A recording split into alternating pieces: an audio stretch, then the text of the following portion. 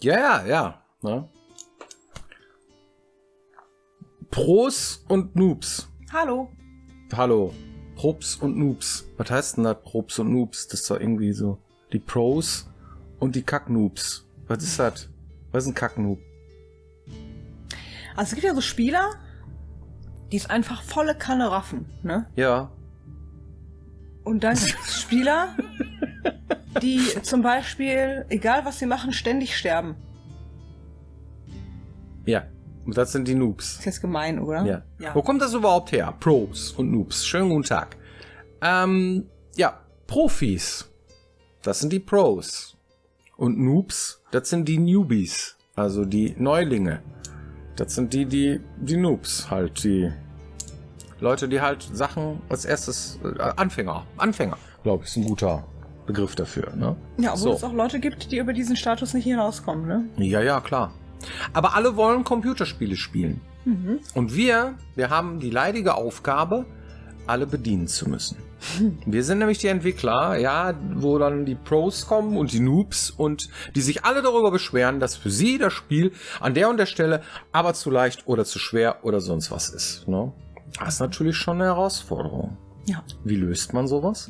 Also erstmal legt man am besten eine Gruppierung fest, für die das Spiel eigentlich gemeint ist.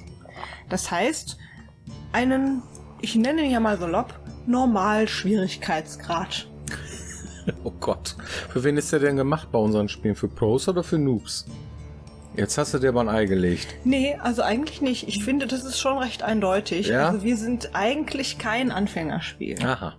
Wir versuchen nur, darüber hinaus das Spiel auch für Anfänger so zugänglich zu machen, dass sie die Chance haben, es trotzdem zu spielen und ihren eigenen Weg daran zu finden. Meistens war das immer so. Damit ist aber nicht gemeint, irgendwie Pro in Computerspielen von Piranha Bytes zu sein, sondern generell überhaupt ein Gamer zu sein. Ja. Das heißt, diese gängigen Dinge, die man halt macht, WASD ist Laufen. Ja, was haben wir Aue gekriegt für unser Tutorial? Ja, bei Risen 3 oder so, verstehst du? Wie? Die wollen mir jetzt erzählen, dass WASD laufen ist oder so. Wo kann ich das Tutorial ausmachen? So, ja. Nein, das ist damit nicht gemeint. So, das haben wir dann, glaube ich, auch nie wieder gemacht, oder? Ja, es gibt schon. Wir haben uns das nicht mehr getraut, wie viel Haue wir dafür gekriegt haben. Aber wir versuchen immer, die Tutorials zum Beispiel recht klein zu halten. Und es gibt halt, weil das Spiel, also unsere Art der Spiele, halt so viele verschiedene Features hat und so viele Möglichkeiten, wird vieles halt anhand von Tutorial nicht mehr erzählt. Ja. Das heißt, entweder der Spieler hat die Muße, und das sind halt typische Piranha-Bytes-Spieler an der Stelle, sich das da durchzuwühlen und zu gucken, was kann dann der Character Screen, was kann denn der Spieler alles? Ach, hier gibt's eine Map, was kann die denn? Wie sieht denn das Log aus? Und so weiter. Und sich diese Sachen durchzulesen und dann selber herauszufinden, was kann ich eigentlich alles tun, damit mir das Spiel Spaß macht und damit ich meinen Weg finde, die Spiel zu spielen. Also wir setzen da eher auf möglichst viele Freiheiten und weniger auf, wir erklären dir mal, wie du hier durchkommst. Ja, also schon erfahrene Spieler es mit unseren Spielen leichter haben. Naja, und für die das dann eben nicht haben, baut man dann halt sowas wie Schwierigkeitsgrade ein. Und diejenigen, die dann sagen, das reicht mir immer noch nicht, ich möchte jetzt aber völlig hardcore, für die gibt's dann einen schwierigen Schwierigkeitsgrad. Ja, aber häufig ist es nun mal so, dass Spieler einfach bei normal hängen bleiben. Kennt ihr das Phänomen irgendwie? Fragt mal eure Freunde, ja? Wir haben unsere gefragt und da haben unwahrscheinlich gesagt, ja, ich bin ein totaler Anfänger, ich habe noch nie ein Rollenspiel gespielt. Und, wie hast du gespielt? Leicht, mittel oder schwer? Ja, normal. Okay, und wie bist du gekommen? Ja, ich bin 20 Mal gestorben. Warum hast du nicht auf leicht gestellt? Nee, auf leicht will ich nicht. Ich möchte das ja so spielen, wie das vom Entwickler gemeint war. Okay, ja, was macht man denn dann als Entwickler? Ja, dann baust du irgendwie leicht ein. Und bei uns war es ja sogar so, wir haben gedacht irgendwie, ach komm, bietest du den Spieler einfach alles an. Das heißt, du konntest leicht, normal und schwer anklicken, aber du konntest in den Optionen auch nochmal einzelne Sachen an- und ausstellen, um es noch leichter zu machen. Zum Beispiel konntest du sagen, ich will gar keine Ausdauer. Ich stelle die jetzt einfach ab. Kannst du schlagen, so oft du willst. Ja, und Ausdauer gibt es nicht. Oder ich bin total überfordert, weil da greifen mich 4 Monster auf einmal an. Da kannst du anklicken, irgendwie, nee, will ich nicht. Dann stellen sie sich alle schön in einer Reihe auf. Also nicht wirklich in einer Reihe auf, aber so, ne, vorgestellt. Und dann greift dich immer nur eins an. Dann hast du es nicht so schwer. Ja, solche Sachen kann man machen und es gibt tatsächlich sehr viele Spieler, die das niemals herausfinden, obwohl es ihnen vielleicht geholfen hätte, weil sie sich damit gar nicht beschäftigt haben und gar nicht gucken, was für Möglichkeiten hätte ich denn, mir das Spiel an der Stelle zum Beispiel leichter zu machen, sondern die probieren das auf normal aus und wenn normal funktioniert, dann spielen die weiter oder beißen sich durch und wenn es nicht funktioniert, dann geben die auf und spielen das Spiel einfach nicht weiter. Ne? So ein Phänomen gibt es. Ja, und dann kann man sich echt überlegen, was man damit machen will, ne? Jetzt die einfachste Variante, ja, mach's halt normal leichter. Das ist aber ganz schwierig, ne? Da steigen nämlich ganz schnell die Leute, die das gerne ein bisschen knackiger haben wollen, irgendwie aufs Dach. Weil normalerweise ist es ja so, wenn ich irgendwie Piranha spiele, irgendwelche Monster skalieren zum Beispiel nicht mit, leveln nicht mit, ja. Und wenn ich dann irgendwann mal geschafft habe, das fette Vieh irgendwie aus der Latschen zu kloppen, dann habe ich ein Erfolgserlebnis und sage, geil, jetzt habe ich endlich die Waffe, mit der das geht irgendwie. Oder eine fette Rüstung, wo ich nicht ganz so schnell sterbe oder so. Und dieses Erfolgserlebnis möchte man den Spielern ja auch nicht nehmen, indem sie sich einfach irgendwie so da durchkämpfen. Also ist das eine schlechte Idee, ne? Naja, man könnte zum Beispiel Schwierigkeitsgrade irgendwo dann ein bisschen besser formulieren. Ein Freund von uns, der Hanno Rother, hat gesagt, das ist eine Frage des Wordings. Ja? Und ich habe gesagt, nee, das ist es nicht. Weil, wenn da steht irgendwie, du bist irgendwie Kacknoob, ja, oder du bist normal, oder du bist irgendwie Pro, ja, dann würden die Leute wahrscheinlich alle auf Pro drücken. Aber Kacknoob will keiner sein. Normal, ja, vielleicht würden sie auch auf normal schon, ja, vielleicht ein Profi, vielleicht nicht so gut, aber wenn Profis bist, so wirklich, also so Schwierigkeitsgrad spielst, dann drückst du auch auf schwierig, aber normalerweise lässt du dir also was anderes einfallen lassen. Möchtest du nur die Geschichte erleben, möchtest du eine Story spielen und total so, bist du der Socializer? Oder bist du irgendwie in allem irgendwie so ein bisschen Herausforderung, so, du möchtest irgendwie das ganze Spielgefühl, so wie es gemeint ist, so, ja, wie wir es für dich gemacht haben, spielen, irgendeine Formulierung, bla bla, Füllwort, ja. Oder irgendwie, du bist der totale Profi und der totale Herausforderer, weißt du, Chuck Norris ist dein zweiter Vorname, bla, du bist der total geile. Ich meine, wie man es trotzdem formuliert, die Leute würden dann da sitzen und sagen, ach so, leicht, mittel, schwer. Drück ich doch mal auf die Mitte. Es machen alle. 90% der Leute drücken erstmal auf die Mitte. Es sei denn, sie wollen halt den schwierigeren Schwierigkeitsgrad. Kein Mensch drückt auf leicht. Oder vielleicht doch? Selten, ja. Es ist halt selten. Es gibt Menschen, die sagen, ich spiele alles auf leicht, weil ich nämlich irgendwie nur die Geschichte erleben will. Ja. Das sind die wenigsten. Ja. Die meisten, und das sind auch die sich dann immer melden und sich darüber beschweren, über Schwierigkeitsgrade und hast du nicht gesehen, das sind nie die Leute, die auf leicht klicken würden. Das sind immer die Leute, die auf normal spielen und dann irgendwo eine Stelle zu schwer ist oder es nach hinten raus vielleicht ein bisschen zu leicht wird, man eigentlich auf schwer stellen müsste, aber das würden sie nicht machen. Weil, ja, so ist das Spiel nicht gemeint und bla, und dann beschweren die sich alle. Wir haben unheimlich viele Dinge bei Elex einstellbar gemacht. Ne? Das Kombo-Fenster, wann du klickst, die Ausdauer. Ist sie überhaupt da? Hat man überhaupt Ausdauer, die ausgehen kann, dass ich nicht mehr schlagen kann oder nicht? Man kann es auch komplett abstellen. Das macht das Spiel ja nicht kaputt. Für einige vielleicht schon oder auch nicht.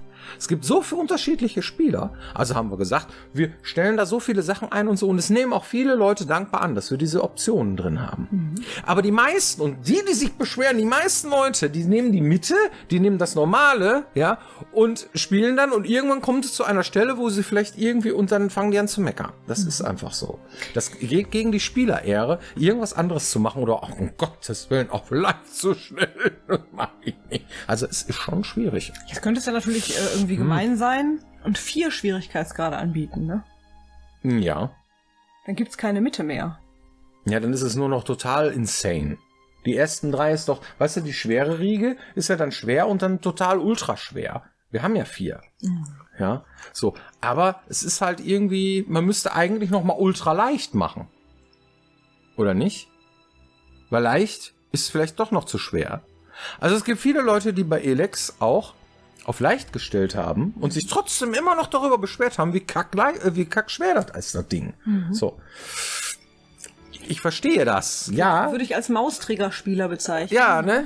Wenn ich irgendwie da stehen bleibe und zum Beispiel mit dem Ausweichen nicht arbeite und dann sterbe, dann sterbe ich auch auf leicht. Das ist wahr. Ne?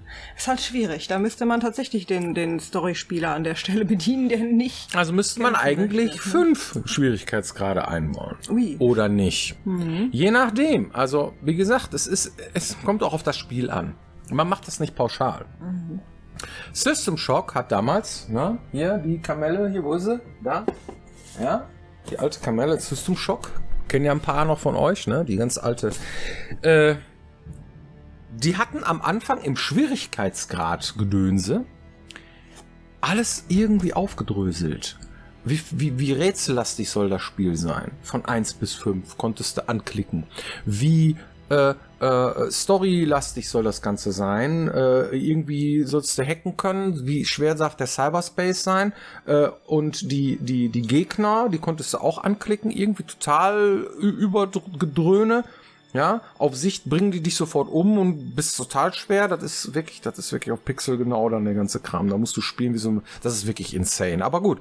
Oder die Typen greifen gar nicht an. Die kannst du so einfach abballern. Von 0 bis 5. Jeden einzelnen Punkt haben die rausgekramt. Okay. Es gibt unheimlich viele Leute, die das hier gut fanden. Die fanden das hier das Nonplusultra. Hat sich aber nicht durchgesetzt. Wir sind bei Elex ein bisschen in diese Richtung gegangen und haben mehr konfigurierbar gemacht. Ist dann aber auch eher was für die Pros und nicht für die Noobs, weil die Noobs, die gehen nicht in die Optionen und klicken da rum und gucken, die wissen nicht mal, was ein Kombofenster ist. Was soll das sein? Das müsste man eigentlich besser erklären. Kannst du aber nicht. Ja, dann erklärst du dir irgendwie, aber wenn du zu viel erklärst, dann sind wieder die Pros irgendwie sauer und so weiter. Ne? Das ist echt schwierig. Das hier ist ein geiles System, keine Frage. Wir haben auch oft drüber nachgedacht, sowas zu machen. Aber manchmal reicht es auch nicht. Wie schwer willst du das Hacking haben oder wie schwer willst du die Adventure-Rätsel haben und so? Manchmal reicht es auch nicht. Oder reicht es auch irgendwie, das in den normalen Schwierigkeitsmodus mit einzubauen. Ne? Willst du alles konfigurierbar machen, dann ist es schwieriger wartbar. Kommt auch noch dazu, weil du da irgendwo noch so einen komischen Gummiparagraphen hast. Weißt du? Da weißt du nicht genau, wo bist du jetzt gerade. Ja, man orientiert sich an der Mitte. Das macht das Ganze auf jeden Fall super kompliziert. Das stimmt, schwierig, so, oder? Und dann kannst du hast du auch irgendwie eine größere Fehlerquelle. Ja, weil wenn du alles anbietest, muss ja auch am Ende alles funktionieren. Da muss auch alles funktionieren. Wieso, ihr habt es angeboten, da muss das doch funktionieren. So. Ne? Genau. Ja. Also begibt man sich auf den Eiertanz zwischen normal, soll schon für jeden grundsätzlich irgendwie spielbar sein, aber da muss man sich an der einen oder anderen Stelle halt ein bisschen durchkämpfen. Kann man einen roten Faden anbieten, dass sich Spieler daran orientieren dürfen, aber nicht müssen. Ja. Ne? Und dann kriegst du so ein bisschen Al Capone, ne? Na, hoffen wir jedenfalls. Hoffen wir. Wir haben ja auch sehr viele Leute, die unser Spiel testen und die uns genau dieses Feedback geben. Ja, von demjenigen, der noch nie ein Computerspiel gesehen hat, so bis hin zu demjenigen, der tatsächlich irgendwie, keine Ahnung, bei League of Legends irgendwie Meisterschaften gewonnen hat, haben wir ja einen kompletten Querschnitt bei unseren Fokusgruppentests dabei. Und da sehen wir auch schon ziemlich genau, sag ich jetzt mal, ne, wo, für welche Altersgruppe, für welche Spielerschaft, für welche Gruppierungen, keine Ahnung, gibt ja unterschiedliche und Spielertypen auch noch, das ganze Ding irgendwie gemacht ist am Ende des Tages und wo Defizite sind und wo nicht. Und ein Spiel muss Ecken und Kanten haben, sonst ist es glatt gelutschter Kommerzkram, so ein bisschen. Das heißt, man muss auch mit irgendwelchen Sachen so ein bisschen dann hervorstechen, um was Besonderes zu sein. Und wenn man alle bedienen will, dann kriegst du so einen Einheitsbrei, der vielleicht dann auch nicht richtig ist. Das ist schwer. Ja. Ohne Scheiß. Also guckst du schon, dass du die 90%-Glocke irgendwie deiner Spielerschaft als erstes die gaußsche Verteilung so halt, dass dann 90% der Leute, die unsere Spiele mögen, dass die bedient werden. Ja. So, ja. Und das gefällt halt vielen Leuten dann vielleicht auch nicht und so. Das ist echt schwer, diese Entscheidungen zu treffen. Mit Kleinigkeiten kann man denen ja auch noch irgendwelche Features anbieten, aber du kannst es halt nicht im Ganzen. Ja. Gut, hast du eine Community-Frage? Stimmt.